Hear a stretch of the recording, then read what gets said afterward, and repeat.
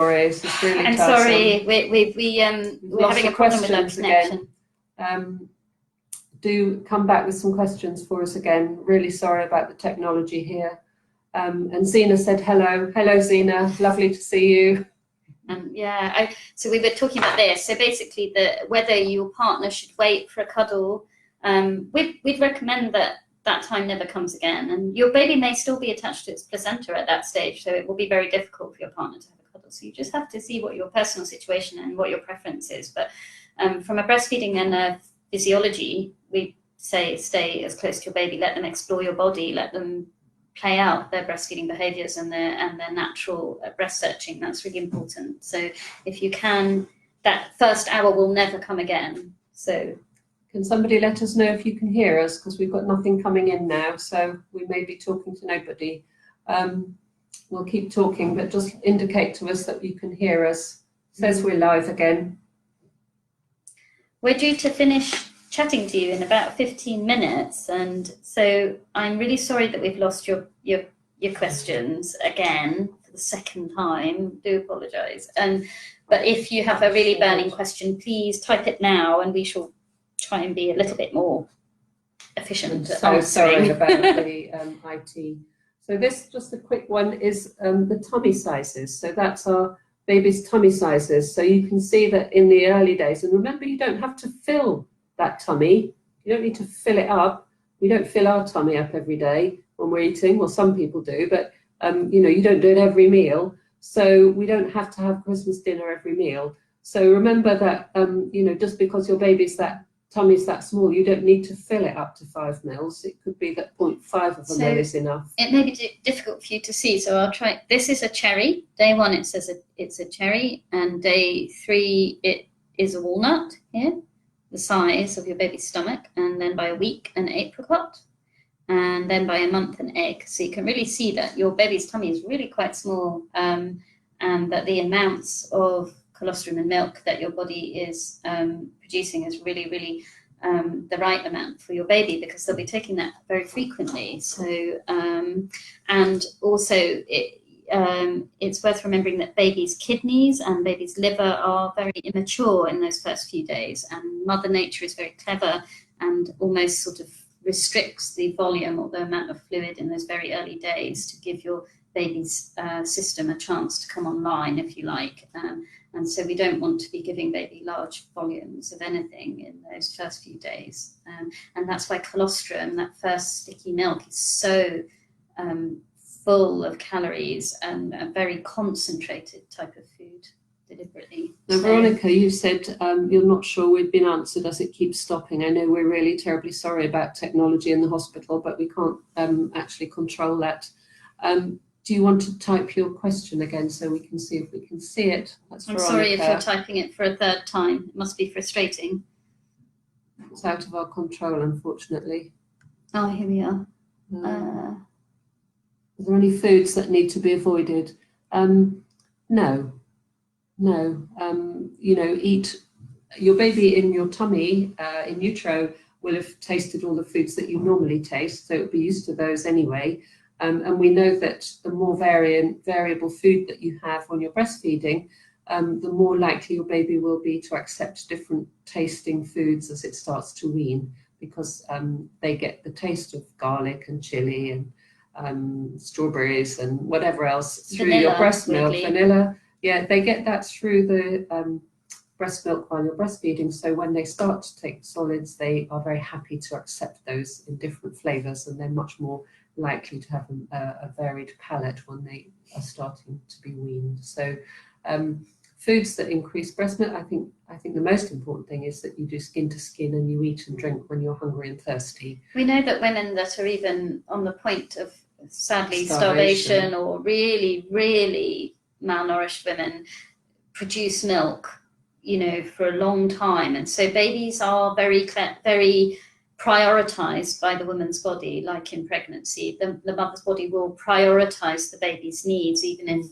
if she herself is suffering. So if you're not getting quite enough nutrients or enough in your diet, your baby will still get really good quality breast milk. Unfortunately, you may feel more tired and you may not be so well. So it's actually, your baby's very well catered for, but it'll be feeding yourself so that you're able to do that. That's important. I hope that answers your question.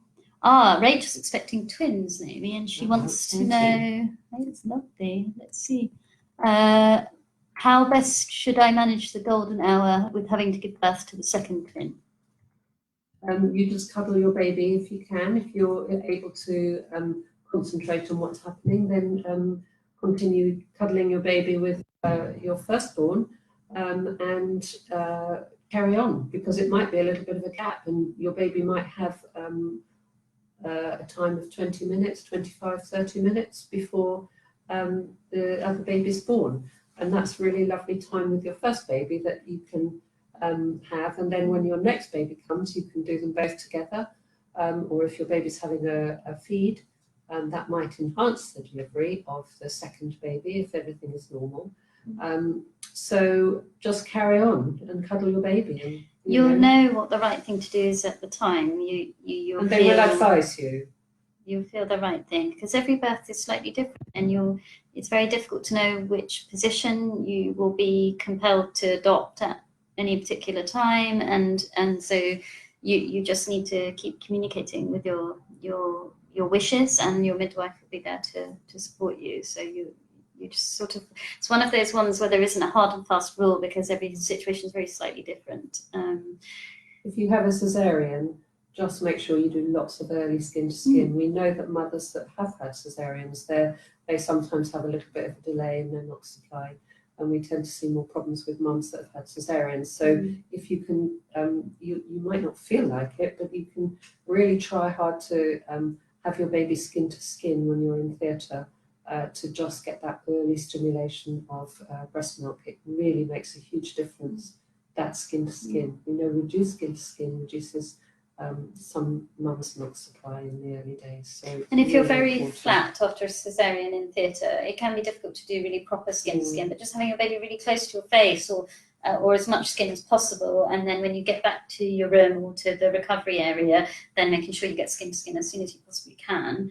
And if you're not able to, your partner, because skin to skin, although we've said how important the first hour is, some skin to skin with daddy or with your partner helps to put the bacterial transference, so it transfers bacteria from skin to your baby, which starts the baby's immune system.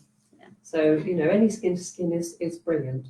And Veronica has asked us, and I think Veronica is the person who maybe has asked a couple of times. I'm really sorry about that.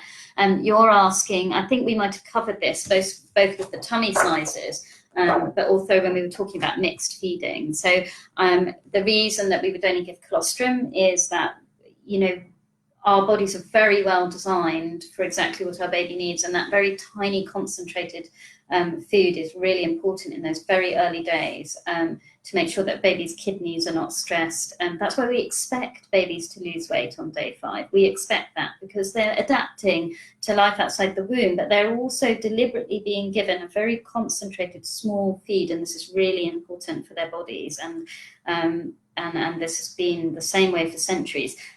Formula supplementation has only been widespread since about 1940, so it's an incredibly recent development in our species evolution, and so colostrum is perfectly suited to your baby's body.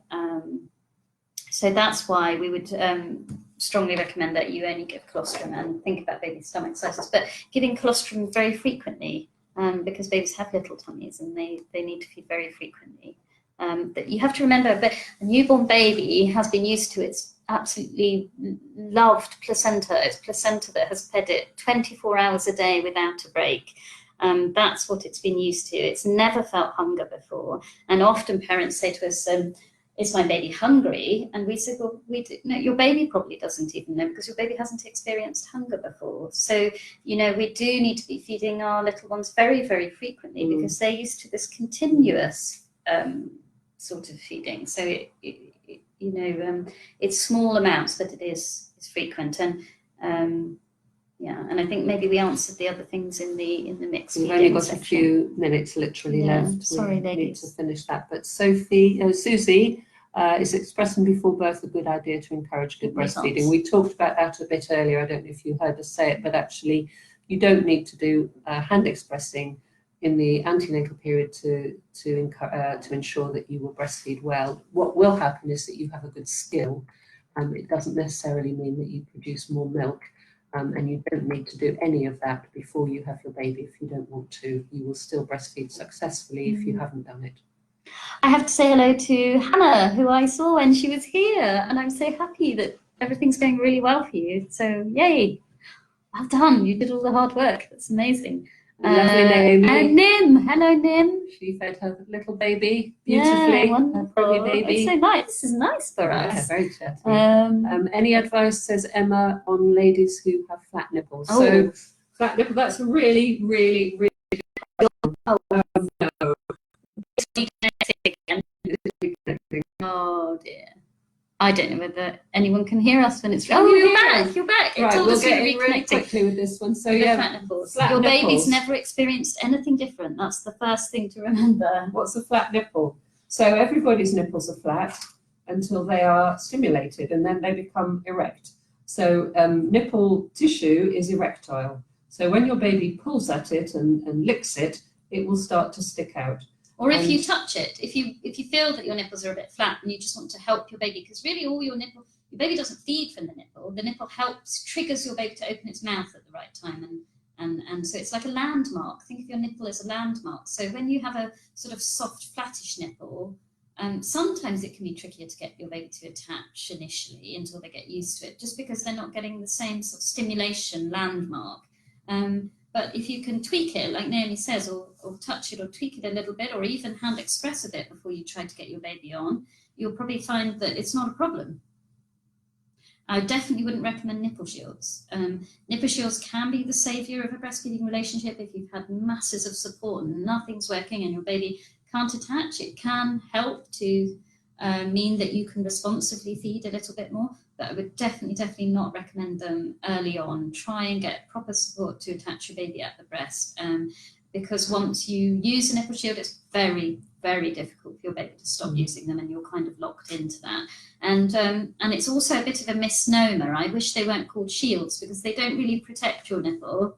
They just make it a little, it's like giving a bottle feed. You can put it into the baby's mouth. So, but essentially it doesn't protect your nipple. And if you have a very sore, damaged nipple and you put a shield on and your baby draws your nipple into the shield, it will be very sore. So it is not protecting your nipple from damage. You need to work out why the damage has occurred in the first place, which is usually that you need some help with positioning and attachment to get the attachment right. Absolutely. So this is the last question, and it's from Steph, who sadly had a bad experience with her first baby, and you've got a baby due in September. Fabulous. And you're obviously very worried about that time coming up. So what we would suggest you do is give us a little ring, and we can talk your worries over on the phone, one-to-one. We'd love to hear from you. So if you'd like to call us on the number that we'll put on the link, and also you can get the number from your midwife or from the John Radcliffe website, Women's Centre infant feeding page, and all the information to contact it. And any of you, if you have your baby or before you've had your baby, if you want to call us for any concerns,